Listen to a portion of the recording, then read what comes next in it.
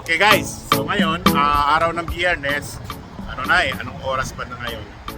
Yeah, so mag-aalas 2, quarter to 3 na guys. Yeah, so kaninang umaga, nakaano lang ako, naka-isang biyahe lang. Kasi piniprepare ko sa Friday paggabi, kasi malakas kasi pagkagabi. Usually sa Uber Eats, doon mo makikita yung mga malalaking order, malalaking tip sa gabi. Yeah, so ngayon, dito kami, sinama ko yung anak ko, may binili na kasi wala siyang pasok. So meron lang tayong katanungan guys, yeah, sa mga viewers natin. So sandali i-set up ko lang yung camera. Okay guys, so merong katanungan yung ilan ng mga viewers natin. So ito, merong isa na si Caprin Canada. Idol, pa-shoutout naman. So shoutout sa iyo. Maraming salamat sa comments mo at saka sa panonood. So yung pangalawa, merong question dito. From Agent Timbol commented, "Thank you sa video mo, sir. As po ako, sir, kung alin yung mas malaki ang kita sa Uber Eats ba or yung Uber driver, yung passenger?" So sasagutin ko yan. Noon kasi sa umaga nag-passenger, yung part-time pa lang ako. So ang style ko, lumalabas ako ng madaling araw kasi wala pang traffic hanggang umaga. Pag walang pasok ako noon weekends, madaling araw ang binabanatan ko yan. Kasi ang target ko noon, yung mga papuntang airport, maraming papuntang airport, so mabilis ang biyahe. Then yung mga iba pa doon, pag pupunta na naman ako sa downtown, wala traffic yon. So pag 9 o'clock na, wala na, nasa office na yung iba kasi may mga pasok din kahit Saturday. Yan, nag-Uber Eats na ako. Yeah, so ang tanong mo kung alin bang mas malaki ang kita, kasi wala na ako sa Uber rider Kasi ang dinig ko sa may napagtanungan ako na Pilipino rin, marami rin kasi mga Pilipinong nagda-drive. Kumikita raw sila ng 3,500 a week. Sabi ko yeah. Sabi niya kasi tumatambay sila sa airport. Sabagay, ang airport kasi malalayuan ng biyahe guys. Meron nga Winnipeg Montreal, Ottawa, yun. Malalaki ang bayad nun. So pwede siguro 7 days tapos mga kumita siya. Hindi naman parati siguro yun. Pero ang 2,500 sigurado yan a week. Yeah, 2,500. Malaki ang kita sa talaga yung rider. Kaya lang para sa akin tama na kasi pag sa gabi kasi medyo malabo na yung mata ko Ayoko na mag-drive sa highway. Risk kasi yung tao guys, para sa akin Kung kayo mahilig kayo mag-drive ng long trip, yung banatan nyo, diskarte nyo. Sa ako hindi okay na sa akin yung Uber Eats kasi malalapit na lang yung biyahe. Yeah, kasi highway ka kagad yan ang layo ng mga biyahe. Hindi mo pwede mo i-cancel siguro noon, pero ako noon hindi ako nagka-cancel. Tsaka hindi ko rin naranasan na nagkaroon ng tip. Isang beses lang cash. Karamihan sa mga tip dito sa Uber Eats. Yeah, so yun ang katanungan, ang sagot ko, malaki ang kita sa Kasi may nakasabayan din ako doon sa yung main office, pumunta ako doon kasi may problema ako sa documents ko.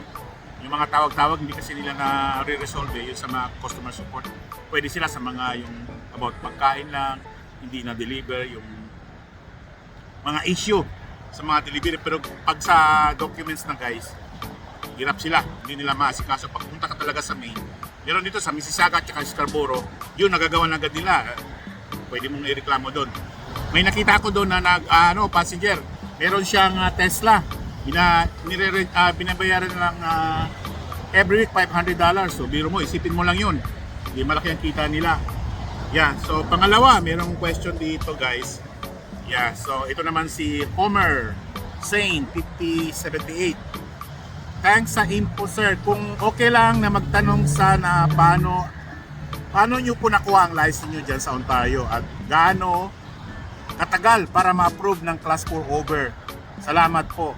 Ulit sir. Ito sinagot ko na doon sa may sa comment section, pero yan i-vlog ko rin para malaman nyo rin. Yeah, so ang lisensya, pag nandito na kayo walang problema guys, di ba? I-google nyo lang. Yeah, anyway, ibigyan ko rin kayo ng info para hindi na kayo magsayang ng oras.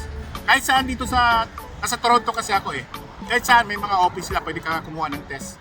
Yeah, so ang bayad noon nang kumuha ko ng license $80 yata, mga ganun. So ngayon may 100 na, for sure. Gano'n lang yung 100, may trabaho ka. Yeah, so ang passing nun 16 out of 20. Yeah, so madali lang yan. Pag bumagsak ka, retake ka uli. Wala nang problema pag may pera ka. Ganun din. Pagka nag-road test ka, magbayad ka lang sa ministry, then yun. Pwede ka na mag-drive sa Uber ng G2 pa lang. Yun, binabalik ko lang. May video ako dyan. So anyway, yung bagong viewers, wala namang panahon na magkalkal. Sasabihin ko, may video ako dito. Sabihin ko na rin dito. Yeah, so yung G2 guys, yan yung katumbas ng non-pro sa atin. Na pwede ka na mag-drive na mag-isa. Pero dito, pwede ka mag-drive ng mag-isa sa highway. Hindi talaga yung pinaka-highway. Yung pinatawag nila 401. Yun ang main highway nila. Hindi ka pwede ron. May oras lang. Yeah. So marami rin nag-drive kahit na ano, wag lang silang pahuhuli. Siyempre, hindi mo alam yung sa load ng sasakyan kung anong uri siya ng license. Ginagawa ng iba eh. So huwag niyong gawin yun kasi pag nauli kayo, malaki ang penalty. Yeah, so yung G1, yun yung kumuha ka ng test pag pumasa ka sa atin yung student ba yan? Wala, matagal na kasi kung wala doon. Yeah, yung student license. Yung non-pro, yun yung G2 rito. Yung G, yan yung full license na talaga. So wala ka nang gagawin doon. Every 5 years kasi yung renewal, magbabayad ka na lang $90 ata. Yeah, so every 5 years, wala nang problema. Pero pag bumagsak ka ng road test, pwede ka umulit guys. Mag-reset ka lang ng appointment. Yeah. Yung tanong naman tungkol sa Uber, gaano katagal yung class? Walang class. Pwede mo lang yung documents, yung ownership ng sasakyan mo, driver's license, insurance, ano pa, yung bank account na number mo, pwede mo ilagay mo doon para kasi pag magbayad yung Uber, then information mo, yung work status mo dito sa Canada, kung anong pasok mo dito, yeah, yung ano mo, working permit o whatever, PR ka ba dito, yeah, yun ang ilagay mo, address mo, yun lang, madali lang. Tsaka meron namang instruction doon, madali lang, tapos hindi na tatagal, mga 2 days to 3 days lang, walang problema sa, tsaka background check, every year kasi yun, bina-background check nila. Yun lang medyo matagal, 2 days, nakataas na yung 3 days eh. Ako ron, parang kinabukasan, pwede na ako mag-drive. So yun lang guys, maraming salamat sa panonood, tsaka itong information ko sana nakatulong din sa inyo.